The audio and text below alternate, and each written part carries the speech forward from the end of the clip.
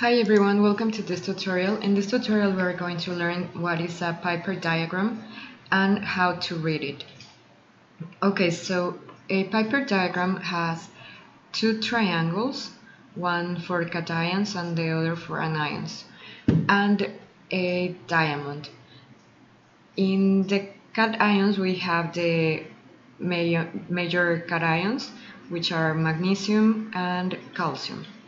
And in the anions we have chloride and sulfates and carbonates plus bicarbonates. And in the cations we have sodium plus potassium as well. So here we have three axes. We have the base one, which is the one for calcium. We have it starts with 20 and it goes, well, it starts from 0 in this little point, and then 20, 40, 60, 80, and 100. And so for magnesium, we have this side of the triangle and sodium and potassium in this side. So let's see how to place some samples in this diagram. Okay, so first, the cations. We have a sample of 40% of milliequivalents per liter of calcium and around 18% of milliequivalents per liter and 45 maybe of sodium plus potassium. So this is the concentration of sodium plus potassium, and you can read it from this side of the triangle. And then we are going to locate the anions. We're going to locate the point. This sample is a sample of around 10% of chloride, 75% of carbonates plus bicarbonates, and 18 sulfates. So the concentration of sulfates, we can see the concentration of sulfates in the left side of the, in the right side, sorry, of the triangle, and the carbonates plus bicarbonates in the left side of the triangle.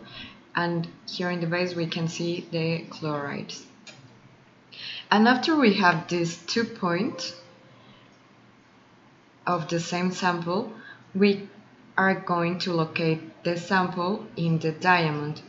So as you can see, in the diamond we have 4 axes. We have sodium plus potassium, carbonate plus bicarbonate, calcium plus magnesium, and sulfate plus chloride. So we're going to draw a line from the point of the cations towards the diamond, and then we're going to draw a line from the anions to the diamond. And the intersection of the lines, it is going to be the location of the sample. And this is important because we are going to learn about the phases of this diagram. As you can see here, we have some phases, and we can classify the sample according to these phases. We can see that here in the cations, we have the calcium type, the sodium and potassium type, the magnesium type, and no dominant type. So the sample that we are analyzing is in the no dominant type, and for the cations, but for the anions we have the bicarbonate type. So the sample is in the bicarbonate type. And then the intersection is in between the mixed type and the magnesium bicarbonate type. We can also divide this diamond into phases, and it is the strong acids exceed weak acids and the weak acids exceed strong acids.